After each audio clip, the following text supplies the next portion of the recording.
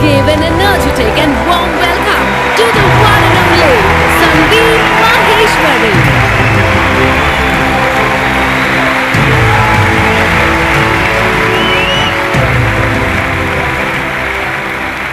Good morning, everybody. एक छोटी सी request है, एक्सक्यूज मी, आप लोग जो आगे बैठे हुए हैं, स्टेज पे ना लाइट बहुत ज्यादा है, जिसकी वजह से मुझे पीछे तक दिख नहीं रहा है। तो आप एक बार चेक करके बताएंगे पूरा स्टेडियम खाली पड़ा है क्या?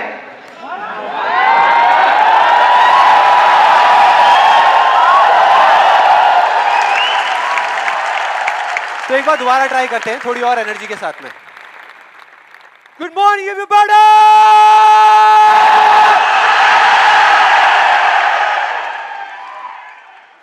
अब कुछ मजा आया।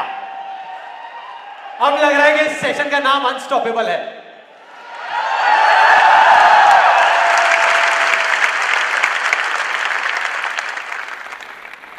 ओके, अब बात करते हैं मेरी। मैं इतना एक्साइटेड क्यों हो रहा हूं? देखो, बहुत सिंपल है। अपने हर सेशन से पहले 15 से 20 मिनट के लिए मैं अपनी आंखें बंद कर लेता हूं। और जब माइंड पूरे तरीके से ब्लैंक हो जाता है, जब माइंड में कोई थॉट्स नहीं होते, तो अपने आप से एक क्वेश्चन करता हूँ कि अगर ये दिन मेरी ज़िंदगी का आखिरी दिन हो और मुझे ये किसी तरीके से पता चल जाए कि मैं कल सुबह नहीं उठने वाला, तो मैं आज क्या करूँगा? ये मेरा क्वेश्चन होता है। और उसके सिर्फ 2 ऑप्शंस होते हैं मेरे पास में, 2 जवाब होते हैं और मैं दूसरे ऑप्शन को चुनता हूँ। पहला ऑप्शन कि कल जो होने वाला है उसको सोच सोच करके मैं रोता रहूँ और परेशान हो जाऊँ। दूसरा ऑप्शन कि जो मेरे पास कुछ घंटे बचे हुए हैं ना, उसमें कुछ ऐसा कर जाऊं, कुछ भी, कि जानने के बावजूद भी कि मैं कल सुबह नहीं उठने वाला, फिर भी आज रात को चैन से सो सकूं, बढ़िया नींद आए।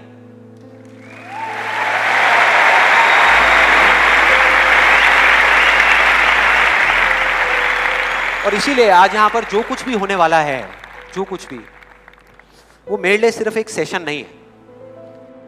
जैसे जैसे सेशन आगे बढ़ेगा आपको समझ आएगा मैं बोल क्या रहा हूं। जैसे जैसे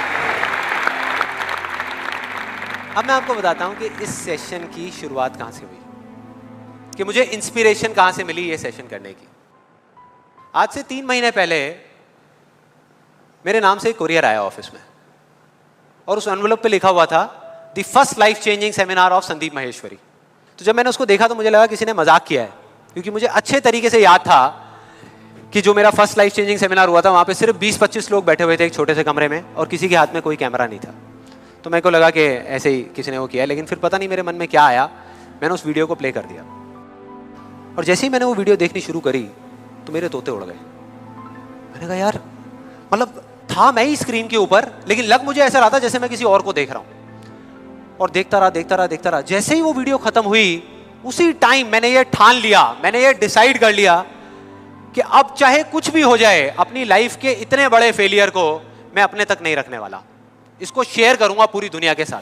और आप में से कुछ लोगों को याद भी होगा, मैं अपने इस एक्सपीरियंस के बारे में पहले भी आपको बता चुका हूं कि जब मैं पुणे के एक MBA कॉलेज में गया था और वहां जाकर के ब्लैंक हो गया था। याद है? कितने लोगों को याद है? याद है। तो तब मैंने आपको बताया तो था, लेकिन दिखाया नहीं था, क्योंकि मेरे पास में कुछ था ही नहीं आपको दिखाने के लिए, कोई वीडियो नहीं थी। तो आज मैं आपको दिखाने वाला हूं कि एग्जैक्टली तब क्या हुआ था। Okay, good afternoon everybody. Just call me Sandeep, don't call me sir. And just a few confessions before I start off this session. The first one is, please don't look at me like this with all these frowning faces, because that makes me nervous. And to be honest with you, this is the first time that I am speaking in front of so many people. And second thing is,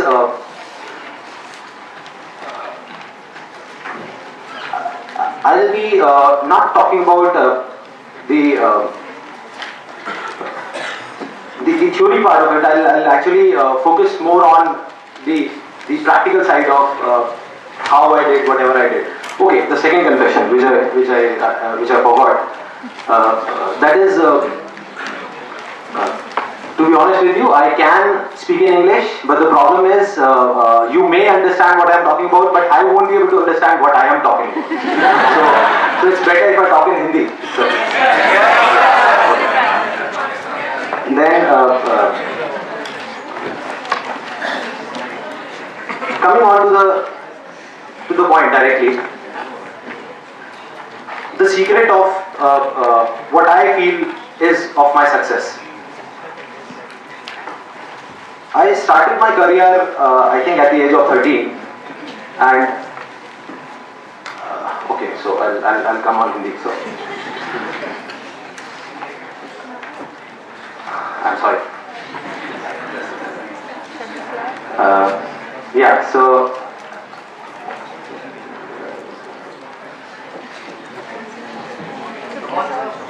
yeah, I'll do it. The images बाजार start कर सकता हूँ तो ये भी कर सकता हूँ. So I think it's not that big a deal.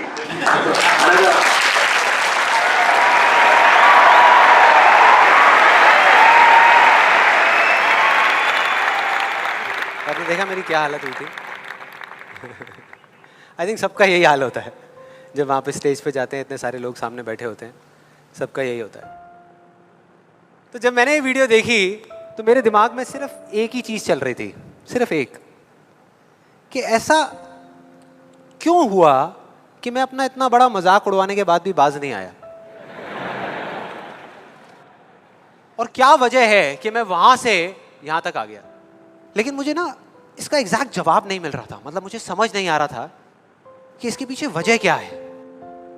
और फिर फाइनली एक दिन वो वजह समझ आई. मैंने एक कहानी पढ़ी कहीं पर, और उस कहानी के जब मैं अंदर तक गया तो मेरे को समझ आया कि हाँ, ये वजह है. ये कहानी है दो बच्चों की जो एक गांव में रहते थे. उनमें से एक 6 साल का था और एक 10 साल का. दोनों बहुत अच्छे दोस्त थे, बिल्कुल शोले के जय और वीरू जैसे. दोनों हमेशा साथ साथ रहते, साथ साथ खेलते, साथ साथ खाते पीते, साथ साथ नहाते धोते. नहीं, धोते नहीं, ये थोड़ा ज़्यादा हो गया. तो एक दिन वो दोनों गांव से थोड़ा दूर निकल गए, और खेलते खेलते उनमें से जो बड़ा बच्चा था 10 साल वाला, वो एक कुएं में गिर गया और जोर जोर से चीखने चिल्लाने लग गया, क्योंकि उसको तैरना नहीं आता था. अब जो दूसरा बच्चा था, छोटा सा 6 साल का, उसने अपने आसपास में देखा और उसको कोई नजर नहीं आया, उसको कोई नहीं दिखा जिसको कि वो बुला सके हेल्प के लिए. और फिर उसकी नजर पड़ी एक बाल्टी पे जिस पे एक रस्सी बंधी हुई थी. उसने एक सेकंड भी वेस्ट नहीं किया, उस बाल्टी को उठा करके कुएं में फेंक दिया और अपने दोस्त को बोला कि पकड़ ले इसको. उसके दोस्त ने पकड़ा और वो अपनी पूरी ताकत लगा करके पागलों की तरह उसको खींचने लगा.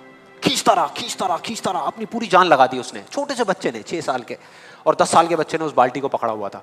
खींचता रहा और तब तक नहीं रुका जब तक उसने अपने दोस्त को बचा नहीं लिया, जब तक वो बाहर नहीं आ गया. अब यहां तक तो ठीक था, यहां तक तो ये कहानी समझ आती है. लेकिन हुआ क्या कि जैसे ही ये दो बच्चे, जब दोनों एक हो गए, जब बाहर आए और आकर के गले मिल रहे, रो रहे और खुश हो रहे, एक तरफ से उनको डर भी लग रहा था. डर था कि अब गांव जाएंगे तो बहुत पिटाई होगी जब उनको बताएंगे कि ऐसे हम कुएं में गिर गए और ये सब चीजें हुई. लेकिन मजे की बात, ऐसा कुछ भी नहीं हुआ. वो जब गांव गए और जा करके उन्होंने अपने घर वालों को बताया, बाकी गांव वालों को बताया, तो किसी ने विश्वास नहीं किया, पूरे गांव वालों ने. और वो अपनी जगह बिल्कुल ठीक थे, क्योंकि उस बच्चे में इतनी ताकत भी नहीं थी कि वो एक बाल्टी पानी से भरी हुई वो उठा सके.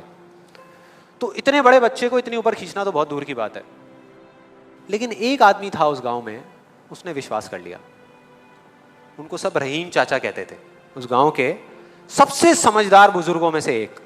और सबको लगा कि यार ये कभी झूठ नहीं बोलते, अगर ये कह रहे हैं तो जरूर कोई ना कोई बात होगी, कोई ना कोई वजह होगी जिस वजह से ऐसा कह रहे हैं.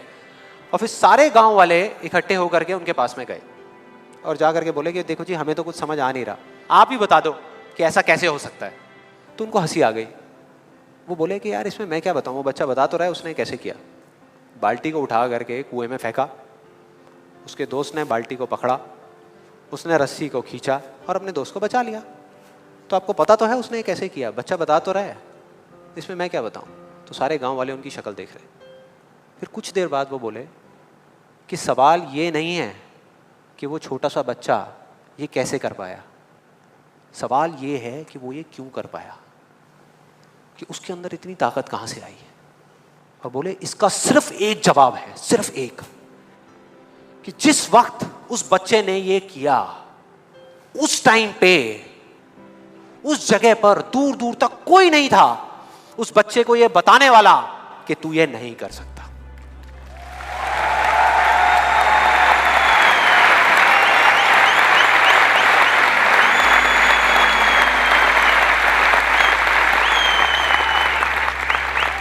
बोले कोई नहीं था, कोई नहीं, यहां तक कि वो खुद भी नहीं, वो खुद भी नहीं।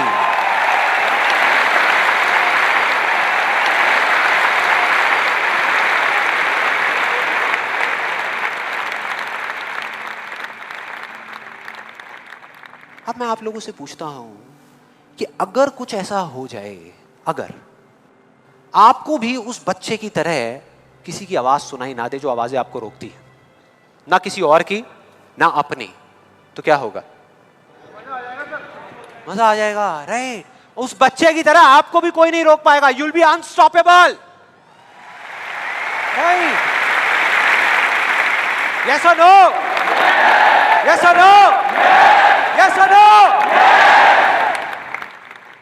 थियोरेटिकली तो ये बात बहुत अच्छी लग रही है सुनने में, लेकिन अगर हम प्रैक्टिकली देखें तो सिर्फ यस बोलने से काम नहीं चलने वाला। ये आप सबको भी पता है और मुझे भी पता है। ये जो अनस्टॉपेबल बनने वाला काम है, उसके लिए क्या करना पड़ेगा? 2 दीवारें तोड़नी पड़ेगी। 2 दीवारें, पहली बनी है दूसरों की आवाज की, कि आपके ऊपर दूसरों की आवाजों का असर होना बंद हो जाए, और दूसरी आपकी खुद की आवाज। ये ज्यादा बड़ी दीवार है। तो अब देखते हैं कि इस पहली दीवार को कैसे तोड़ना है। उस कहानी में उस बच्चे के आसपास में कोई नहीं था उसको रोकने वाला, लेकिन क्या रियल लाइफ में ऐसा होता है? यस और नो? नो। क्या होता है कि हम एक काम करने की सोचते हैं, करना शुरू भी नहीं करते, सिर्फ सोचते हैं कि हमको ये काम करना है, और सामने से 4 लोग आ जाते हैं रोकने के लिए। 4 लोग आ जाते हैं तरह तरह की बातें करने के लिए कि ये नहीं हो सकता। अरे बड़ा इम्प्रैक्टिकल सा आइडिया है। जब कोई नहीं कर पाया तो तू क्या करेगा? होता है ऐसा? कितने लोगों के साथ ऐसा हुआ है? सबके साथ हुआ है और होता रहता है। और मेरे साथ तो पता नहीं कितनी बार हुआ है। किसी के साथ कुछ ज्यादा ही हुआ है लगता है। लगता है उनको राह चलते भी, मेट्रो में भी कोई मिलता है, अबे तू नहीं कर पाएगा, चल।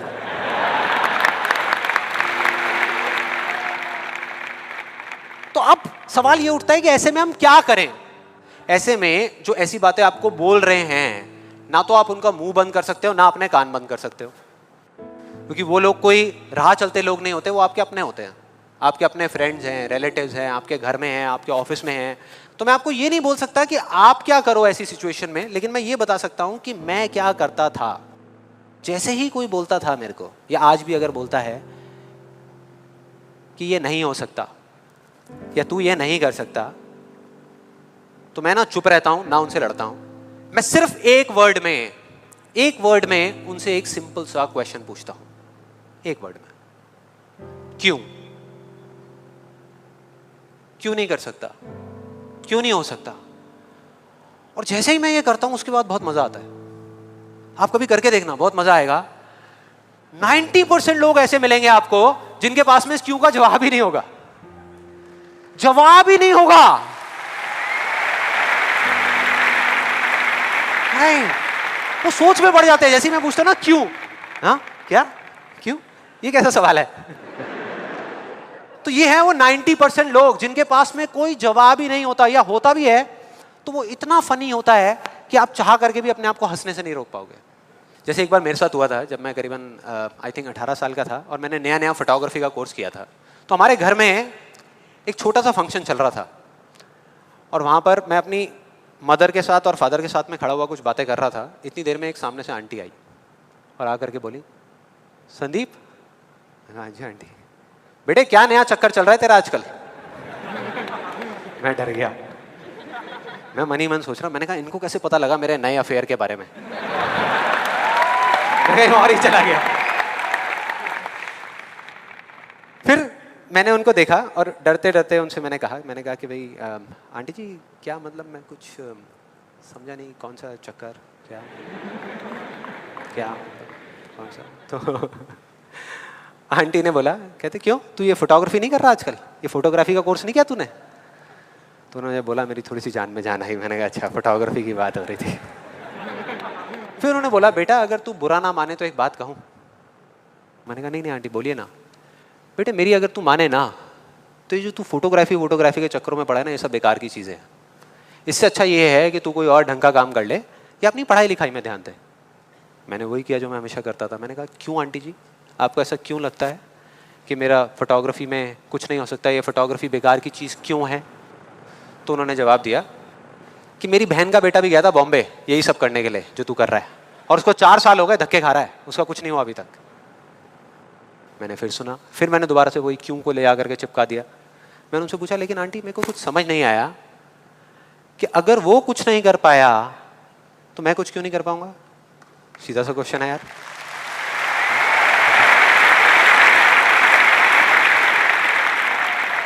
वो थोड़ी सी इरिटेट हो गई, लेकिन उसके बाद जो उन्होंने बोला, उस दिन मेरा कम से कम 10 किलो खून बढ़ गया होगा हंसते हंसते। उन्होंने गुस्से से मेरे से पूछा, कहते तेरे कितने % आए थे 12th में?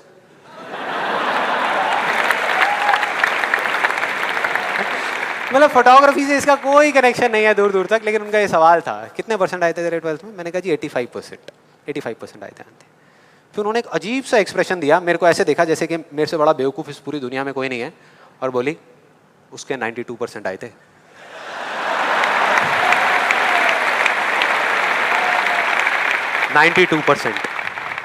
अब बोल। मैं कहा अब क्या बोलूं? अब बोलने को आपने छोड़ा क्या है? क्या कोई है जो ऐसी बातों को सीरियसली ले सकता है? नो, यस और नो? नो, ले ही नहीं सकते।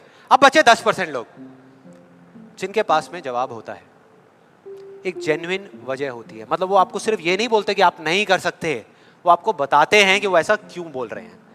तो मुझे जब भी कोई ऐसा मिलता है तो मैं उनके पास में जाकर के शांति से बैठता हूं, उनकी सारी बात को समझता हूं, फिर अकेले में जाकर के उस प्रॉब्लम का सॉल्यूशन निकाल लेता हूं और अपने पूरे दिल से उस इंसान को थैंक्स करता हूं, क्योंकि इनडायरेक्टली ऐसे लोग हमको हेल्प करते हैं आगे बढ़ने में। लेकिन इसका मतलब ये नहीं है कि उन 10% लोगों की बातों को मैं ज्यादा सीरियसली लेता हूं, या अगर मेरे को उसका जवाब नहीं मिलता तो मैं रुक जाता हूं। क्योंकि जवाब नहीं है इसका मतलब ये नहीं कि हम चलना बंद करते हैं। फॉर एग्जाम्पल, अगर हम अपने घर से ये सोच करके निकले हैं कि जब सारी लाइट्स ग्रीन हो जाएंगी तब मैं अपने घर से निकलूंगा, तो निकल पाएंगे कभी?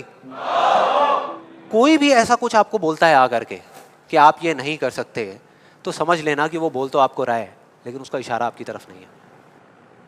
वो बस इतना सा कहना चाहता है क्योंकि मैं इस काम को नहीं कर सकता।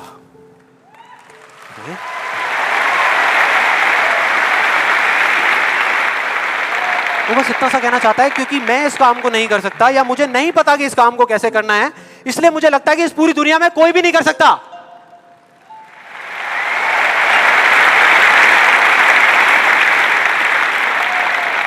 आप में से कितने लोगों ने कहावत सुनी है कि किसी पे जुल्म करना पाप है, लेकिन जुल्म सहना उससे भी बड़ा पाप है?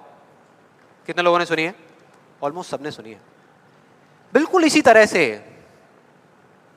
तरह से कोई इंसान अगर जिंदगी में कुछ करना चाहता है ना, या कुछ बनना चाहता है, तो उसको जा करके ये बोलना कि तू ये नहीं कर सकता, उसकी हिम्मत को तोड़ना, उसकी उम्मीद को तोड़ना एक बहुत बड़ा पाप है। क्योंकि कई बार कुछ लोगों के पास में सिर्फ एक उम्मीद होती है और कुछ भी नहीं, लेकिन वहीं दूसरी तरफ किसी को इतना हक देना कि वो आ करके आपके सामने खड़ा हो जाए और आपको कुछ भी बोलता रहे, आपकी उम्मीद को तोड़ दे, आपकी हिम्मत को तोड़ दे, और आप चुपचाप खड़े खड़े उसको देखते रहो, कुछ भी ना कहो, कुछ भी ना करो, ये उससे भी बड़ा पाप है।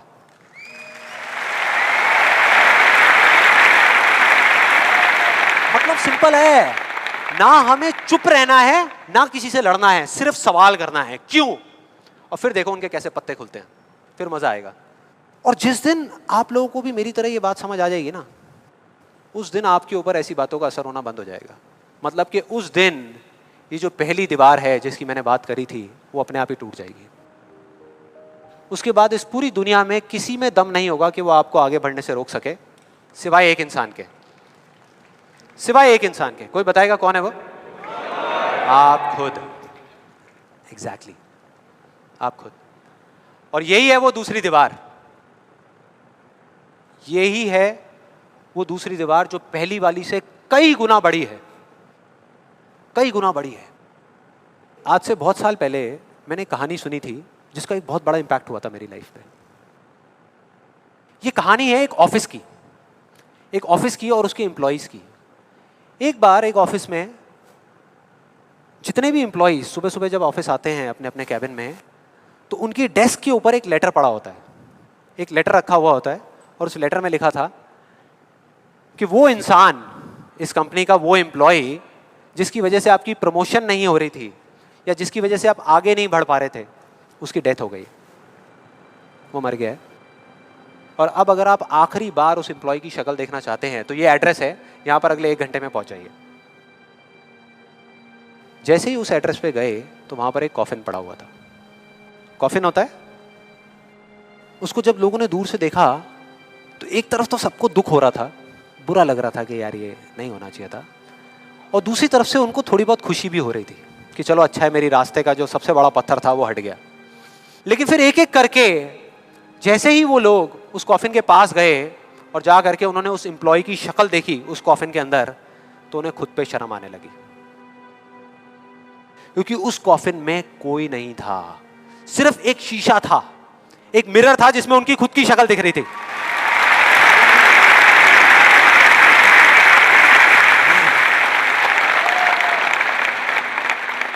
हम सब भी तो यही करते हैं अपनी लाइफ में कि सारा ब्लेम उठा करके किसी सिचुएशन पे डाल दिया, किसी और इंसान पे डाल दिया, सब जगह डाल दिया सिवाय एक इंसान के, खुद पे।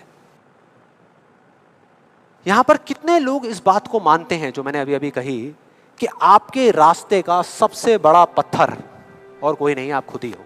कितने लोग मानते हैं? सब लोग मानते हैं।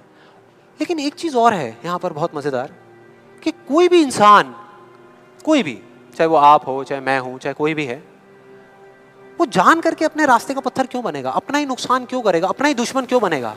फॉर एग्जाम्पल, अगर अभी मैं यहाँ पर थोड़ी सी लकड़ियाँ इकट्ठी करके आग लगा दूँ और आप लोगों से रिक्वेस्ट करूँ कि यार प्लीज़ मेरी खातिर 5 मिनट के लिए आ करके इस आग में जल जाओ, 5 मिनट के लिए, कुछ नहीं होगा, मैं गारंटी दे रहा हूँ, आपको बिल्कुल भी दर्द नहीं होगा, बहुत मज़ा आएगा। कितने लोग तैयार हैं यहाँ पर आने के लिए? कितने लोग तैयार हैं? हाँ, जो 1-2 लोग हाथ ऊपर उठा रहे हैं ना, उनको लग रहा है कि मैं भुट्टा सेकने की बात कर रहा हूँ। भाई साहब, आपको सेकने की बात हो रही है उस आग में। कोई नहीं आएगा, कोई नहीं आएगा। क्यों? क्योंकि कोई भी इंसान हो वो जानबूझ करके अपना नुकसान कभी नहीं करेगा, कभी भी नहीं करेगा। तो ये सवाल मेरे को पिछले कई महीनों से तंग कर रहा था, अंदर ही अंदर खा रहा था कि क्या फर्क होता है उन लोगों में जो जाने अनजाने अपने खुद के सबसे अच्छे दोस्त होते हैं और उनमें जो जाने अनजाने खुद के ही सबसे बड़े दुश्मन होते हैं। और फाइनली पिछले महीने मेरे को जवाब मिल गया, सब कुछ समझ आ गया कि क्या फर्क है। मैं रोज की तरह अपने घर के पास वाले एक पार्क में वॉक कर रहा था और एकदम से ही बहुत तेज बारिश शुरू हो गई, बारिश होने लगी एकदम तेज। तो मैंने इमीडिएटली अपने हाथ ऐसे रखे ताकि मेरे चश्मे पे पानी ना आए और जा करके सीधा एक शेड के नीचे चला गया। उसके कुछ सेकंड्स के अंदर अंदर उस शेड के नीचे और भी बहुत सारे लोग इकट्ठे हो गए। लोग तरह तरह की बातें कर रहे थे, मैं अपने आसपास में सुन रहा था। लेकिन मैंने एक चीज़ नोट करी कि ज़्यादातर लोग, उनका ध्यान बारिश की तरफ नहीं था, बारिश की वजह से होने वाली जो प्रॉब्लम्स थी उसकी तरफ था। जैसे मेरे यहाँ पे थोड़ा सा आगे जा करके 2 लड़के खड़े हुए थे, वो आपस में बात कर रहे थे कि भाई आज ट्रैफिक का बड़ा बुरा हाल होने वाला है, बारिश इतनी तेज़ हो रही है। तो वो इस तरीके की बातें कर रहे हैं। एक वहाँ पे अंकल जी थे पीछे, वाइफ को बोल रहे थे कि भाई मैंने तेरे को पहले ही कहा था कि छाता रख ले, छाता रख ले, अब देख मैं ऑफिस के लिए लेट हो जाऊँगा। तो इस तरह की बातें हो रही थी, तरह तरह की। तभी मैंने एकदम से देखा कि सामने से, मतलब मैं यहाँ खड़ा हुआ था, मेरे यहाँ पे एक लड़का खड़ा हुआ था, मुझे अभी भी एग्जैक्ट याद है। वो लड़का इनफैक्ट वो काफ़ी बड़ा कैरेक्टर था, बहुत सीरियस, मतलब बहुत टेंशन में था वो। हुआ क्या था, उसकी जेब में एक नोट पड़ा हुआ था जो गीला हो गया था, 20 रुपए का। तो उसको हिला हिला करके सुखाई जा रहा है, उसको फूंक मार रहा है और ये सब चीज़ें। तो मैं पहले, मेरा ध्यान उसकी तरफ था, फिर मैंने जैसे ही उधर देखा तो उधर से एक आदमी आ रहा था शेड की तरफ। उसका भी एक हाथ ऐसे था, लेकिन दूसरे हाथ से उसने अपनी बच्ची का हाथ पकड़ा हुआ था, छोटी सी बच्ची, 4-5 साल की, बड़ी प्यारी बच्ची। फर्क ये था कि उस बच्ची का हाथ ऐसे नहीं था, उसका हाथ ऐसे था, ऐसे था। और वो बच्ची बड़ी प्यारी प्यारी हरकतें कर रही थी। मैंने देखा वहाँ से, ऐसे उसका हाथ था, बार बार उस पर पानी की बूंदें गिर रही, वो इकट्ठा कर रही और पी रही, इकट्ठा कर रही और पी रही, इकट्ठा कर रही और पी रही। तो जैसे ही वो शेड के पास आए, मैं थोड़ा सा साइड हो गया। तो इधर वो मेरे नोट सुखाने की मशीन थी, इधर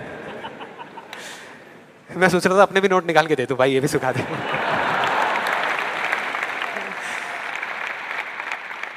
इधर वो बच्ची खड़ी हुई थी, वो छोटी सी प्यारी सी, और मेरा फिर पूरा ध्यान उस बच्ची की तरफ ही था, इतनी इतनी प्यारी बच्ची। और इधर उसके पापा अपने मोबाइल पे कुछ काम कर रहे थे। वो बच्ची को अभी भी चैन नहीं आया, शेड के नीचे आ गई, लेकिन अभी भी बार बार अपना हाथ बाहर निकाल के, एक हाथ से पापा को पकड़ा हुआ डर रही, दूसरे हाथ से ऐसे बाहर निकाल के बार बार पानी भर रही और पी रही।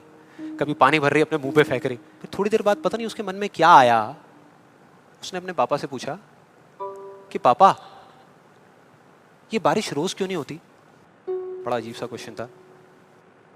उसके पापा ने कहा, वो अपने मोबाइल पे लगे हुए थे, हाँ बेटा होगी होगी, रोज होगी, रोज होगी, रोज होगी। वो बच्ची फिर अपने खेल में लग गई। फिर थोड़ी देर बाद पता नहीं क्यों उसने दोबारा से पूछा अपने पापा से, बताओ ना पापा रोज क्यों नहीं होती? इस बार उसको कोई जवाब नहीं मिला, लेकिन मुझे मिल गया। मुझे सब कुछ समझ आ गया कि क्या वो वजह है, क्या फर्क होता है उन लोगों में जो खुद के सबसे अच्छे दोस्त होते हैं और खुद के सबसे अच्छे दुश्मन होते हैं। क्या फर्क है उन दोनों लोगों में? देखो बहुत सिंपल है। जब बारिश होती है आसमान से, हम सबके ऊपर होती है, क्या एक जैसे होती है या अलग अलग तरीके से होती है? एक जैसे होती है, कोई पार्शियलिटी नहीं करती। आप अमीर हो, गरीब हो, काले हो, गोरे हो, बच्चे हो, बड़े हो, कोई फर्क करती है क्या बारिश? नहीं करती, सब पे एक जैसी होती है। बिल्कुल उसी तरह से वो शक्ति, वो एनर्जी जिससे पूरी दुनिया चल रही है, जिससे अभी अगर आप अभी फील करने की कोशिश करो, आपकी सांसें चल रही है, मेरी सांसें चल रही है। जिस शक्ति में इतनी ताकत है कि अगर वो चाहे तो एक सेकंड भी नहीं लगेगा, इस पूरी दुनिया को खत्म कर सकती है, और एक सेकंड के 1 करोड़वें हिस्से में इस दुनिया को दोबारा से बना भी सकती है। उसको आप साइंटिफिकली चाहे एनर्जी का नाम दे दो, चाहे स्पिरिचुअली भगवान कहो, आत्मा कहो, परमात्मा कहो, कुछ भी कहते रहो, उससे कोई फर्क नहीं पड़ता। और बिल्कुल उस बारिश की तरह उस शक्ति की भी बारिश हम सब पर होती रहती है, उस एनर्जी की भी बारिश होती रहती है, और सब पर एक जैसे होती है। फिर चाहे आप अमिताभ बच्चन हो, बिल गेट्स हो, कोई भी हो, कोई फर्क नहीं पड़ता। आप इस स्टेज पे खड़े हो या वहां बैठे हो, कोई फर्क नहीं पड़ता। तो फर्क क्या है? देखो बहुत सिंपल है, वही फर्क जो उस बारिश में था, जो मैंने नोट किया उस बच्ची के बीच में और औरों के बीच में। कुछ लोगों का हाथ ऐसे होता है और कुछ का ऐसे होता है,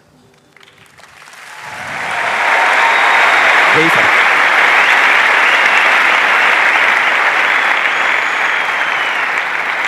जिनका ऐसे होता है वो बारिश उन पर होती तो है, लेकिन छू करके बह जाती है, चली जाती है, उनके अंदर तक नहीं जा पाती, अपना काम नहीं कर पाती। लेकिन जिनका ऐसे होता है वो उसको पी लेते हैं, उनके अंदर चली जाती है, और उसके बाद में जो काम करती है वो एनर्जी करती है, नाम इंसान का हो जाता है।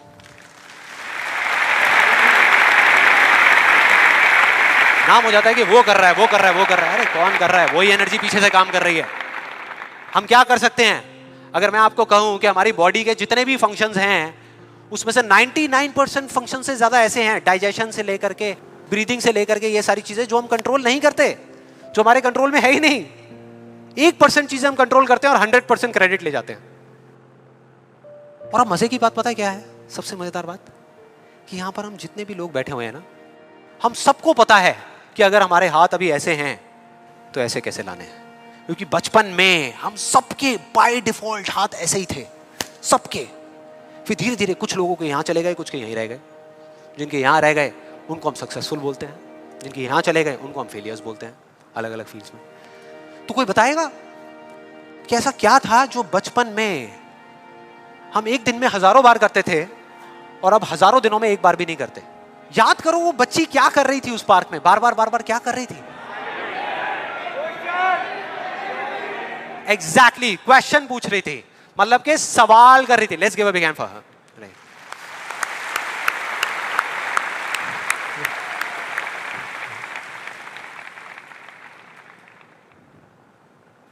सवाल, ऐसा क्यों होता है? हम ऐसा क्यों करते हैं? बताओ ना पापा, हम ऐसा क्यों करते हैं? कोई जवाब नहीं मिला, हमने सवाल पूछने बंद कर दिया। आज हमारे पास में टाइम ही नहीं है, कि एक दिन में कुछ सेकंड्स के लिए रुक करके हम अपने आप से पूछें कि भाई जो मैं कर रहा हूं वो कर क्यों रहा हूं? पता ही नहीं है, ध्यान ही नहीं है उस तरफ। और जब तक उस तरफ ध्यान नहीं होगा कुछ नहीं होगा। और सिर्फ उस पर विश्वास मत करो जो मैं बोल रहा हूं, हिस्ट्री को उठा करके देख लो। कोई भी इंसान किसी भी फील्ड में अगर सक्सेसफुल हुआ है तो उसमें और बाकी लोगों में क्या फर्क था? क्या वो दूसरों से ज्यादा इंटेलिजेंट था? क्या उनके पास दूसरों से ज्यादा जवाब होते हैं? यस और नो? नो। उनके पास में दूसरों से ज्यादा अच्छे सवाल होते हैं। हर चीज में एक ही सवाल कि अगर ये दुनिया ऐसी है तो ऐसी क्यों है, और क्यों मैं इस दुनिया को बदल नहीं सकता? अगर पूरी दुनिया मुझे ये कहती है, मेरे घर वाले मुझे कहते हैं कि मेरी तो किस्मत ही खराब है, मेरी हाथ की लकीरों में ही कमी है, तो क्यों मैं अपनी हाथ की लकीरों को नहीं बदल सकता? हर चीज में एक ही सवाल।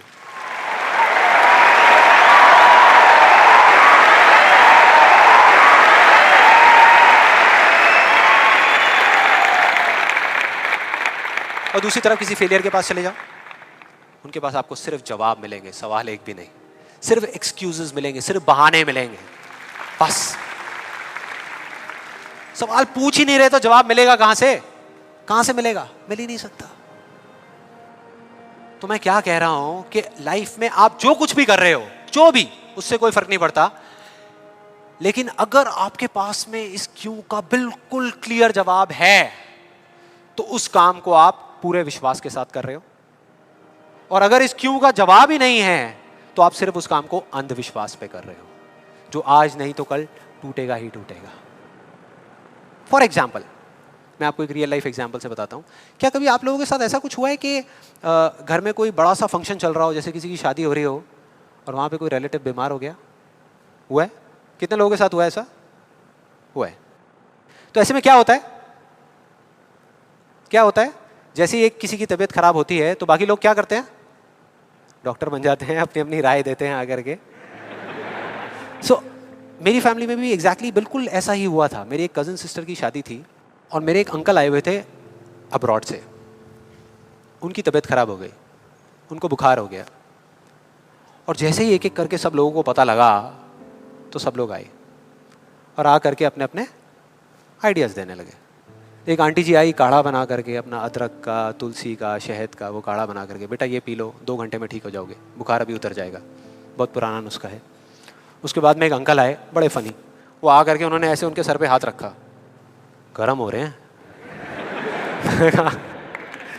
फिर उन्होंने कहा कुछ नहीं है, इनको ठंडी बर्फ़ की पट्टियाँ कर दो, अभी सारा बुखार उतर जाएगा। ऐसे सब तरह तरह के लोग आ रहे थे, तरह तरह के, और अपने अपने आइडियाज़ दे रहे थे। सबको पूरा विश्वास था कि ये करने से वो ठीक हो जाएंगे, उनका बुखार उतर जाएगा। लेकिन इसका बिल्कुल उल्टा हुआ। अगले दिन सुबह उनका बुखार कम होने की बजाय और बढ़ गया, तेज हो गया।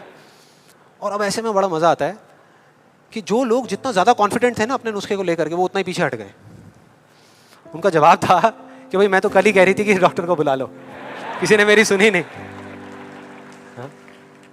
डॉक्टर आया, वहाँ पे आ करके उसने पूरा चेकअप किया, कुछ टेस्ट बताए, शाम तक रिपोर्ट्स आई और पता लगा कि उनको मलेरिया था। डॉक्टर को जैसे ही पता लगा उसने कुछ दवाई दी और अगले कुछ दिनों में वो बिल्कुल ठीक हो गए। तो क्या फर्क था डॉक्टर में और बाकी लोगों में? डॉक्टर ने कुछ भी करने से पहले, मतलब कि अपना इलाज शुरू करने से पहले, कोई भी नुस्खा बताने से पहले ये पता लगाया कि उनको बुखार क्यों हुआ, और बाकी किसी ने ये पता लगाना जरूरी ही नहीं समझा कि उनको बुखार हुआ क्यों। डॉक्टर को पता था कि उस बीमारी का कॉज क्या है, उसकी जड़ क्या है, उसकी वजह क्या है, और इस वजह से उसको पूरा विश्वास था कि मैं ये दवाई दूंगा और वो ठीक हो जाएंगे। बाकी सब जो कह रहे थे कि हमको विश्वास है, उनको सिर्फ अंधविश्वास था कि वो ठीक हो जाएंगे, वो विश्वास नहीं था।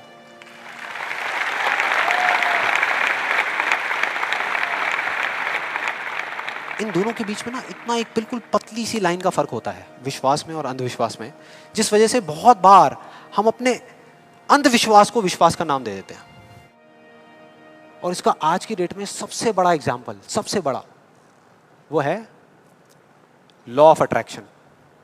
सुना है? यहां पे कितने लोगों ने सुना है लॉ ऑफ अट्रैक्शन के बारे में? ऑलमोस्ट सबने सुना है। अब ये बहुत मजेदार है, लॉ ऑफ अट्रैक्शन। मुझे बहुत लोग मिल चुके हैं, मतलब काफ़ी लोग मिले हैं जो आ करके मुझसे पूछते हैं कि भाई आपके हिसाब से आपको क्या लगता है कि लॉ ऑफ अट्रैक्शन काम करता है या नहीं करता। तो मेरा सिंपल सा जवाब होता है कि अगर आप मेरा जवाब चाहते हो तो जवाब है हाँ, कि ये काम करता है।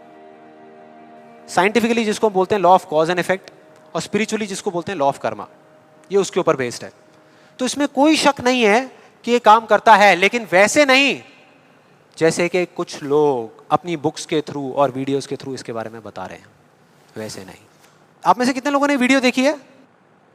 बहुत सारे लोगों ने देखी है, तो आप शायद समझ जाएंगे। बाकी लोगों के लिए मैं थोड़ी एक्टिंग करके दिखाता हूँ, अपना वो थोड़ा फिरंगी स्टाइल में, वो जो डबिंग करके बोलते हैं ना, ये बिल्कुल एक अलादीन के चिराग जैसा है।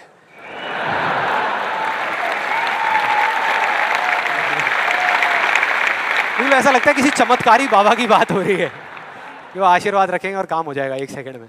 बिल्कुल ऐसा लग रहा है सुनने में। ये बिल्कुल एक अलादीन के चिराग जैसा है, आपको सिर्फ हुक्म देना है कि आप क्या चाहते हैं। आपको बंगला चाहिए, आपको गाड़ी चाहिए, आपको पैसा चाहिए, आपको सिर्फ बताना है कि आपको क्या चाहिए, फिर देखिए क्या होगा। ये प्रकृति आपके सुर से सुर मिलाएगी, ताल से ताल मिलाएगी।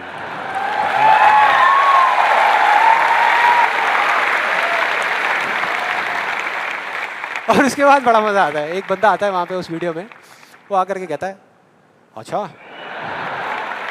इतना आसान है, तो मैं 3 लड़कियों के साथ डेट पे जाना चाहता हूं। 3 लड़कियों के साथ। और उसको बोलते हैं, उसको जवाब मिलता है उस लॉ ऑफ अट्रैक्शन वाले लोगों से, आपको कुछ भी नहीं करना, आपको सिर्फ एक पेंटिंग बनानी है। अपनी एक पेंटिंग बनाइए जिसमें आप बैठे हैं और साथ में 3 लड़कियां बैठी है, और फिर देखिए क्या होता है। वो बंदा पेंटिंग बनाता है। उसके कुछ दिन बाद किसी चमत्कार की वजह से वो लड़का एक पार्क में बैठा होता है, उसके आसपास में 3 लड़कियां बैठी होती हैं, और उसमें से एक लड़की उसको अंगूर खिला रही होती है। भाई क्या है ये? क्या है ये? अगर मजाक नहीं है तो आप में से कितने लोगों ने ये ट्राई किया? मैं लॉ ऑफ अट्रैक्शन की बात कर रहा हूं, 3 लड़कियों के साथ डेट पे जाने की बात नहीं कर रहा।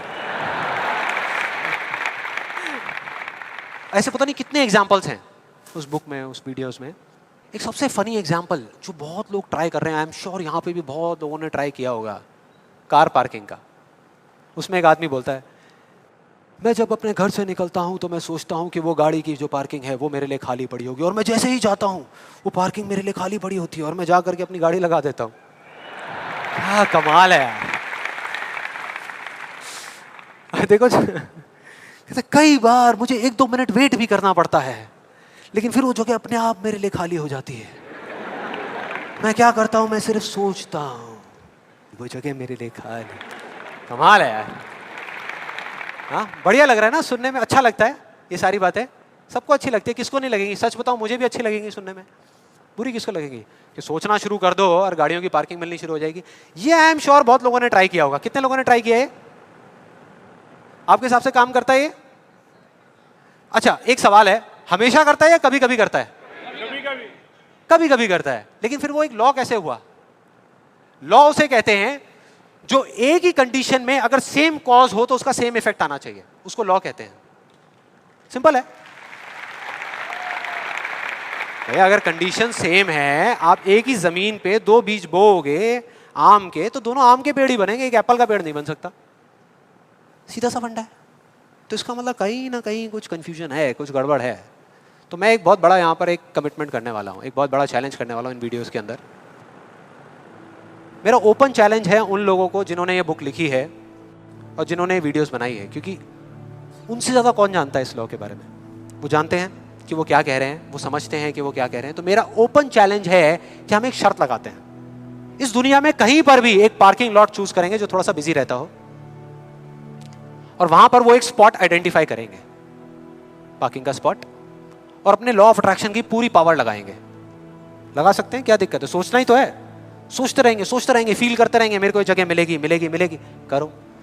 जिस दिन उनको वो जगह मिल गई, मेरा एक कमिटमेंट है और मैं ये ओपन चैलेंज कर रहा हूं, उनको मैं 1 लाख रुपए दूंगा। और जिस दिन नहीं मिली, उन्हें मुझे सिर्फ 10,000 रुपए देने हैं। सिर्फ 10,000 रुपए, मतलब 1 का 10। कुछ लोगों का दिमाग चलना शुरू हो गया, अबे ये बढ़िया यार, मैं जा रहा हूं। मैं आ रहा हूं इस चैलेंज के लिए। कितने लोगों को लगता है कि वो आएंगे, इस चैलेंज को एक्सेप्ट करेंगे? कितने लोगों को लगता है नहीं आएंगे? वो नहीं आएंगे, वो आ ही नहीं सकते, क्योंकि उन्हें भी पता है कि सच क्या है और झूठ क्या है। वो सब अच्छे तरीके से इस बात को जानते हैं, क्योंकि मैं जिस लॉ के बेसिस पे बात कर रहा हूं, मैं कोई थियोरेटिकल कॉन्सेप्चुअल बात नहीं कर रहा, मैं बात कर रहा हूं लॉ ऑफ प्रोबेबिलिटी के बेस पे, जिसके बेस पे इस दुनिया के सारे कैसीनोस चल रहे हैं। एक बिजी पार्किंग है 100 गाड़ियों की, उनको उस स्पॉट पे पार्किंग मिलने की प्रोबेबिलिटी क्या है? 1:100 एग्जैक्टली, 1%। उनको नहीं मिलने की क्या है? 99:100। मतलब यहां पर एक बहुत बड़ा मैसेज है, जरूरी नहीं है जो बातें सुनने में अच्छी लग रही है वो एक्चुअल में अच्छी हो। यहां किसी ने बैंक लोन लिया हुआ है? किसी ने कोई बैंक लोन लिया हुआ है? हाँ, तो जो आपने बैंक लोन लिया हुआ है, आपकी मंथली EMI जाती होंगी बैंक को, इंस्टॉलमेंट जाती होंगी, जाती हैं? तो अब मैं आपको 2 ऑप्शंस देने वाला हूं, 2 ऑप्शंस। आप बताना आपको सुनने में कौन सा ऑप्शन ज्यादा अच्छा लग रहा है। पहला ऑप्शन कि आप जो काम कर रहे हो उसको पूरा दिल से करो, दिन रात करो, खूब काम करके जो आप पैसा कमाते हो उससे वो इंस्टॉलमेंट्स पे कर दो। दूसरा ऑप्शन है कि आपको ये सोचना है कि बैंक अपना जो लोन है वो माफ कर देगा और अपना पैसा वापस मांगना बंद कर देगा, और रातों रात कहीं से आपके कोई दूर के अंकल आपको 25-25 हजार रुपए महीने के चेक भेजना शुरू कर देंगे। कौन सा ऑप्शन ज्यादा अच्छा लग रहा है सुनने में, पहला या दूसरा? दूसरा। यही वजह है, इसी वजह से ये सब हो रहा है। वो जो झूठ बोल रहे हैं ना, उनकी कोई गलती नहीं है, वो ही बोल रहे हैं जो लोग सुनना चाहते हैं, और वो नहीं जो सच है, क्योंकि सच बहुत कम लोग सुनना चाहते हैं। इस वजह से सारी चीजें हो रही हैं।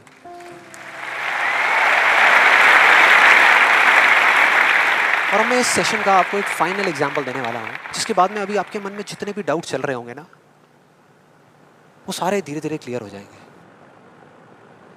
ये एग्जांपल है 2 लड़कों का, 2 लड़कों का जिनकी एज है 18 साल, और दोनों का एक ही डिजायर है कि मेरे को एक BMW गाड़ी चाहिए। दोनों का यही है, और अगले 10 साल के अंदर अंदर चाहिए, बस तरीका थोड़ा सा अलग अलग है। जो पहला लड़का है उसने क्या किया, अपना एक गोल सेट किया। उसने एक अपनी डायरी में लिख दिया, पोस्टर्स ला करके उस गाड़ी के अपने घर में लगा दिए जगह जगह पर। 24 घंटे उस गाड़ी के बारे में सोचने लग गया कि ये गाड़ी मुझे चाहिए चाहिए चाहिए। रोज रात को बैठ करके फील करता कि मेरे को गाड़ी मिल गई है, आवाजें निकालता, जू जू जू ये वो, और करते करते ब्रेक मार रहा है, ये कर रहा है, वो कर रहा है। एक्चुअल में नहीं मिली है, इमेजिन कर रहा है, फील करने की कोशिश कर रहा है, उस गाड़ी को एक्सपीरियंस करने की कोशिश कर रहा है, क्योंकि ऐसा बहुत बुक्स में लिखा हुआ है। लॉ ऑफ अट्रैक्शन में भी यही बताया गया है। यस और नो? अब इसको करने से क्या हो रहा था? पहले उसकी सिर्फ एक विश थी, एक चाह थी कि हाँ मेरे को ये गाड़ी मिल जाए, नहीं भी मिले तो कोई फर्क नहीं पड़ता, लेकिन अब उसका वो बर्निंग डिजायर बन गया। अब उसको गाड़ी हर हालत में चाहिए ही चाहिए अगले 10 साल में।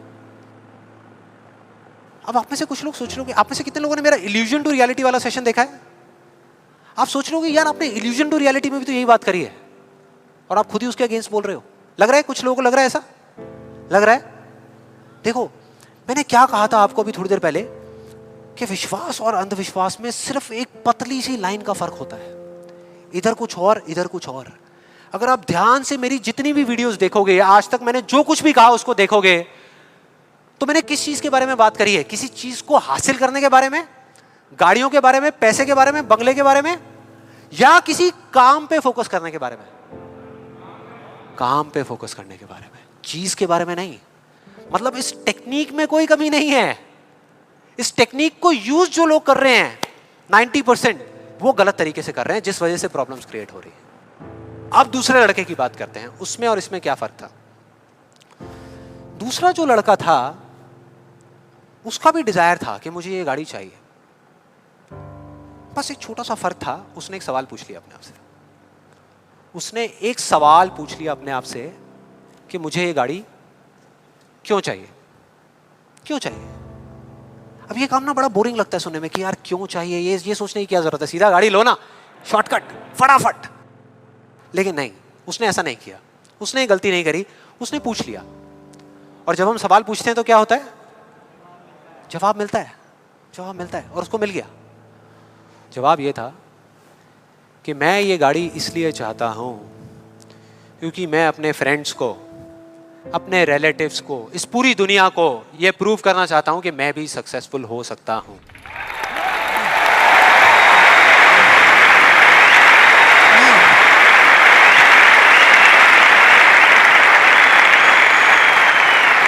तो उसको जवाब मिल गया कि मैं ये इसलिए चाहता हूं क्योंकि मैं प्रूव करना चाहता हूं। फिर उसने दोबारा सवाल किया कि क्यों, मैं क्यों अपने आसपास वालों को, इस पूरी दुनिया को ये प्रूव करना चाहता हूं, क्यों करना चाहता हूं? और फिर उसको एक जवाब मिला, क्योंकि मेरे आसपास में जितने भी लोग हैं वो सब यही कर रहे हैं। उसने एक आखिरी सवाल पूछा और जब उसका जवाब मिला ना तो वो हिल गया, उसके सारे फंडे क्लियर हो गए। वो सवाल था कि सब ऐसा क्यों कर रहे हैं, और उसको जवाब मिला, सब ऐसा इसलिए कर रहे हैं क्योंकि सब ऐसा ही कर रहे हैं। बस उसको समझ आ गया कि एक रेस लगी हुई है जहां पर सब भाग रहे हैं, कोई तेज भाग रहा है, कोई धीरे भाग रहा है, लेकिन किसी को पता ही नहीं है कि वो भाग क्यों रहे हैं। और जैसे ही उसको ये समझ आया, उसको ये जवाब मिला, तो उसको ये तो नहीं पता था कि मैं अब क्या करने वाला हूं, लेकिन उसको ये समझ आ गया कि मुझे क्या नहीं करना। उसने डिसाइड कर लिया उसी टाइम, उसी मोमेंट में ये डिसाइड कर लिया कि मुझे नहीं बनना इस रैट रेस का हिस्सा, मुझे नहीं प्रूव करना किसी को कुछ भी, मुझे नहीं चाहिए कोई गाड़ी वाड़ी। अब मैं वो करूंगा जो मेरा दिल कहता है, जो मेरे अंदर की आवाज है। बाढ़ में गई दुनिया। और जैसे ही उसको ये अंदर से उसकी आवाज आई कि मुझे ये चीज करनी है, तो वो जवाब उसके अंदर से ही निकल करके आ गया। और उसको जवाब मिला कि 3 साल पहले वो सबसे ज्यादा क्लोज इस पूरी दुनिया में अपने फादर के था, अपने पापा के, और दोनों का रिलेशन एक बाप बेटे का कम और एक दोस्त का ज्यादा था। उसके पापा की एक छोटी सी हैंडीक्राफ्ट की दुकान थी दिल्ली में, और वो क्या करते थे, छोटे छोटे गांव में जाते और जा करके वहाँ के कारीगरों से कुछ सामान लेकर के आते और अपनी दुकान में बेचते। ये उनका काम था। एक बार वो एक गांव में जा रहे थे तो उनका बेटा भी उनके साथ चला गया। ये लड़का उनके साथ चला गया क्योंकि उसकी छुट्टियां चल रही थी, और दोनों उस गांव में एक ढाबे पे बैठ करके, शाम का टाइम था, खाना खा रहे थे। खाते खाते एकदम से उसके फादर के यहाँ पे दर्द उठा, लेफ्ट साइड में दर्द होना शुरू हो गया, और उस लड़के ने एक सेकंड भी नहीं लगाया, फटाफट से अपने फादर को लेकर के एक पास के हॉस्पिटल में चला गया। वहां जाकर के जो डॉक्टर्स थे उस गांव के हॉस्पिटल के, उन्होंने कहा कि आप इनको जल्दी से जल्दी किसी बड़े हॉस्पिटल में ले जाओ, टाइम नहीं है। लेकिन वो बड़ा हॉस्पिटल उस गांव से 3 घंटे की दूरी पे था। और जब वो वहां पहुंचा और उसको, उसके फादर को इमरजेंसी वार्ड में लेकर के गए, तब तक सब ठीक था। लेकिन उसके 10 मिनट बाद डॉक्टर्स आए और आकर के उन्होंने बोला, वी आर सॉरी, अगर आप 15 मिनट पहले आ जाते तो हम कुछ कर सकते थे। 15 मिनट पहले। अब जैसे ही इस लड़के के साथ ये हुआ था तो बिल्कुल सुन्न हो गया था, मुंह से एक वर्ड बाहर नहीं आ रहा था, उसको समझ ही नहीं आ रहा था कि मैं क्या बोलूं, क्या सोचूं। उसने ऐसा कुछ सोचा ही नहीं था, एकदम से हो गया, एकदम से हो गया। और उसके काफी देर बाद जाकर के, उसके 5-10 मिनट बाद जाकर के उसके अंदर से एक चीख निकली थी, एक अजीब सी बात निकली थी जो उसको उस टाइम पे नहीं समझ आई थी कि ये बड़े डॉक्टर्स बड़े शहरों के बड़े हॉस्पिटल्स में ही क्यों होते हैं, छोटे छोटे गांव में क्यों नहीं होते।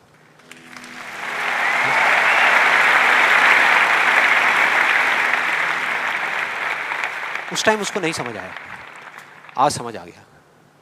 उसको समझ आ गया कि मेरे साथ ऐसा क्यों हुआ था, जिससे कि मैं एक डॉक्टर बनूं और जा करके छोटे छोटे हॉस्पिटल्स में काम करूं, ना कि एक गाड़ी खरीदूं।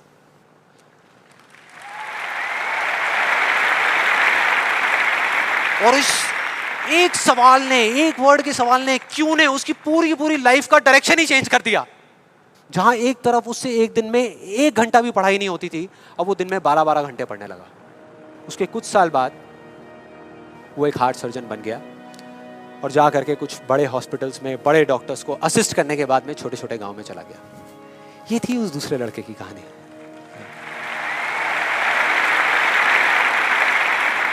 10 साल हो गए हैं, तब दोनों 18 साल के थे, आज दोनों 28 साल के हो चुके हैं। लेकिन क्या दोनों की लाइफ में थोड़ा बहुत फर्क होगा? एक बार देखते हैं एग्जैक्टली कि क्या फर्क होगा। जो पहला लड़का था उसने इस लॉ को पूरे विश्वास के साथ प्रैक्टिस किया, लॉ ऑफ अट्रैक्शन को पूरे विश्वास के साथ कि ये काम करता है, करेगा करेगा, इतने लोग बोल रहे हैं गलत थोड़ी होंगे, पूरी दुनिया बोल रही है कि ये काम करता है। उसने किया, लेकिन फ्यूचर किसी के हाथ में नहीं है ना, उसको नहीं मिला, उसको वो गाड़ी नहीं मिली। क्या होगा उसके साथ में? क्या होगा? खुश रहेगा? टूट जाएगा, पागल हो जाएगा, बिखर जाएगा, समझ ही नहीं आएगा कि हो क्या रहा है मेरे साथ में। यह है एक सिचुएशन। दूसरी सिचुएशन कि उसको BMW गाड़ी नहीं मिली लेकिन होंडा सिटी मिल गई। अब क्या होगा? खुश रहेगा? रह ही नहीं सकता, रह ही नहीं सकता, क्योंकि ये गोल सेटिंग करके और ये सब करके उसने अपने डिजायर को बढ़ा लिया, अपने अंधविश्वास को इतना बढ़ा लिया कि अब उसको वो ही गाड़ी चाहिए और किसी गाड़ी से उसका काम ही नहीं चलने वाला। जबकि अगर दूसरे एंगल से देखा जाए तो एक 28 साल के लड़के के लिए जो मिडिल क्लास बैकग्राउंड से बिलोंग करता है, अपने पैसों की एक होंडा सिटी गाड़ी खरीदना भी बहुत बड़ी बात होती है, राइट? बहुत बड़ी बात होती है। अब तीसरी सिचुएशन ये बहुत इंटरेस्टिंग है। मान लो 10 साल में एक चमत्कार हुआ, उसने कई तरह के काम करे और उसको BMW गाड़ी मिल गई। अब क्या होगा? खुश रहेगा? सेटिस्फाइड हो जाएगा अपनी लाइफ से, बैठ जाएगा आराम से, हाँ, मिल गई, यही तो चाहिए था, मिल गया, हो गया काम, लाइफ बढ़िया हो जाएगी उसकी। उसका लालच और बढ़ जाएगा, उसका अंधविश्वास और बढ़ जाएगा। वो कहेगा कि अगर इस लॉ ऑफ अट्रैक्शन को प्रैक्टिस करके मुझे 10 साल में ये गाड़ी मिल सकती है तो अगले 5 साल में एक इतना बड़ा घर क्यों नहीं मिल सकता? यस और नो?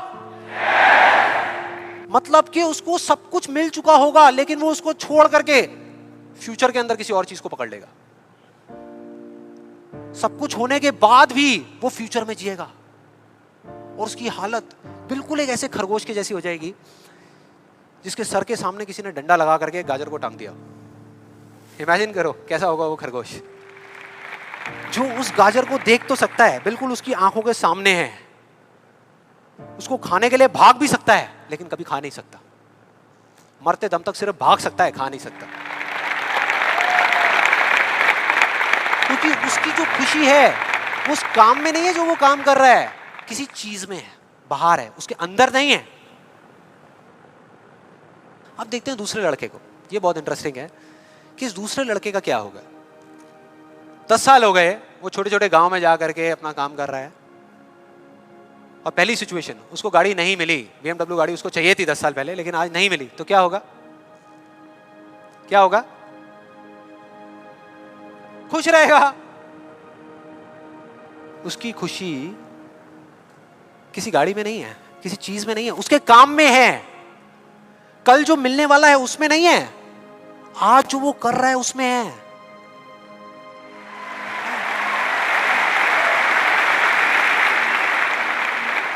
दूसरी सिचुएशन, उसको BMW नहीं मिली, होंडा सिटी मिल गई, तो क्या होगा? तो भी खुश रहेगा, बहुत खुश रहेगा, एब्सोल्युटली। उसने मांगी नहीं थी, फिर उसको मिल गई, बहुत खुश रहेगा। उसको BMW मिल गई तो क्या होगा? खुश रहेगा। लेकिन इस वजह से नहीं कि उसको ये गाड़ी मिल गई, इस वजह से क्योंकि वो जो काम कर रहा है उसमें उसको खुशी मिल रही है। और एक सबसे बड़ा फर्क पता है क्या है यहां पर इन दोनों के अंदर? सबसे बड़ा फर्क अगर आप ध्यान से देखोगे, ये जो दूसरा लड़का है, अगर इसको गाड़ी मिल गई, जो डॉक्टर है, और छिन गई 1 साल बाद, तो क्या होगा? तब भी खुश रहेगा। लेकिन जो पहला है उसका क्या होगा? अरे वो सिर्फ डर में जिएगा, वो सिर्फ डर में जिएगा। जो है उसको खोने का डर, जो मैं चाहता हूं उसके ना मिलने का डर, 24 घंटे सिर्फ डर।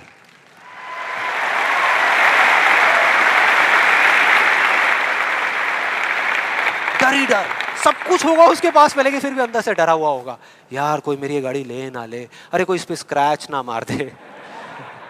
स्क्रैच के पीछे मैं सुन रहा हूं आजकल मर्डर्स हो रहे हैं कि तूने मेरी गाड़ी पे स्क्रैच कैसे मार दिया, ले धाड़, खत्म। क्या हो रहा है भाई? क्या हो रहा है? किस वजह से हो रहा है? उसकी जड़ क्या है? यही है जिसकी मैं बात कर रहा हूं अभी, यही है। अभी तक मैंने जो कुछ भी कहा है उसको एक लाइन में अगर इन दो के बीच का फर्क आपको बताऊं तो वो ये है, पहला आदमी बोल रहा है कि इस चीज को पाने के लिए मैं कोई भी काम करने को तैयार हूं। और दूसरा बोल रहा है, इस काम को करने के लिए, ये जो मैं अभी कर रहा हूं, मैं अपनी कोई भी चीज गंवाने को तैयार हूं।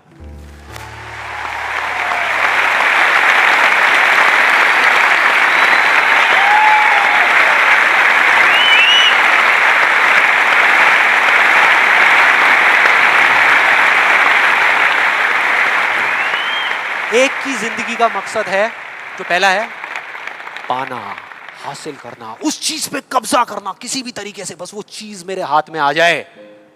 फिर चाहे इसके लिए उसको धर्म के रास्ते पे चलना पड़े या अधर्म के, वो चलेगा। उसको सही काम करना पड़े या गलत करना पड़े, वो करेगा। लेकिन दूसरा, उसके लिए अपने अंदर की आवाज को सुन करके, अपने अंदर की मतलब कि अपने दिल की आवाज को सुन करके किया गया कर्म ही इस दुनिया का सबसे बड़ा धर्म है।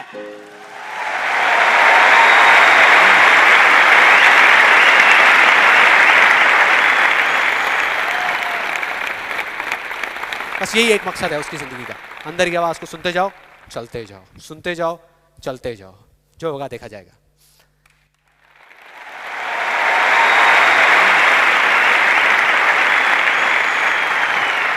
और इस गलत फहमी में मत रहना कि जो पहला है उसको दूसरे से ज्यादा मिलेगा, ये सोचना भी मत।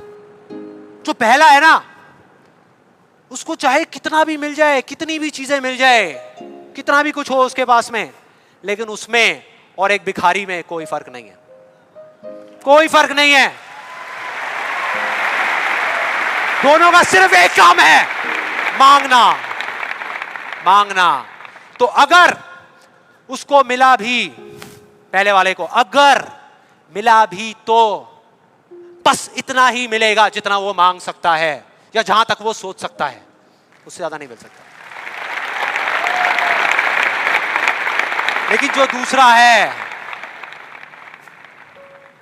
उसको जिस दिन मिलना शुरू होगा ना, बिना कुछ मांगे, बिना मांगे, वो इतना होगा, इतना होगा जितना वो खुद तो क्या, इस पूरी दुनिया में कोई सपने में भी नहीं सोच सकता, सपने में भी नहीं सोच सकता।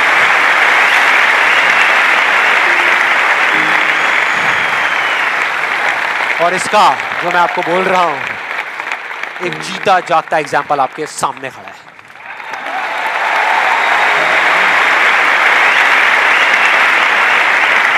और जिस दिन आपने भी मेरी तरह इस रास्ते पे चलना शुरू कर दिया, तो वो दिन दूर नहीं है जब आपके पास सब कुछ होगा, आपके आसपास में जो आपको चाहिए उससे बहुत ज्यादा होगा, सब कुछ होगा, लेकिन फिर भी अपना कुछ भी खोने का डर नहीं होगा। चला जाए, चला जाए, चला जाए, ये जाए, वो जाए, कुछ भी जाए, कोई डर नहीं है। और ये डर नाम की दीमक है ना, जो लोगों की आंखों में दिखती है, जो अंदर ही अंदर लोगों को खोखला कर रही है, वो आपके अंदर जाना तो दूर, आपको छू भी नहीं पाएगी, छू भी नहीं पाएगी। You'll be fearless! ना जीने का लालच, ना मरने का डर। जो करोगे यहां से करोगे।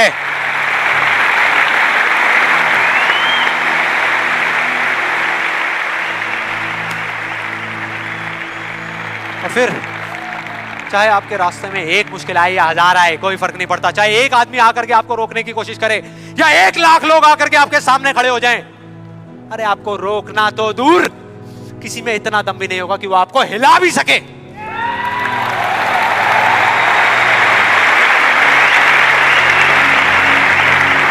क्योंकि उस दिन आप पर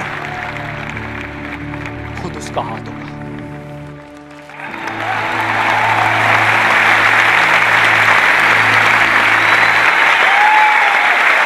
और फिर अगर आप चाहोगे भी ना, चाहोगे भी, तो भी अपने आप को आगे बढ़ने से नहीं रोक पाओगे। You'll be unstoppable! You will be unstoppable!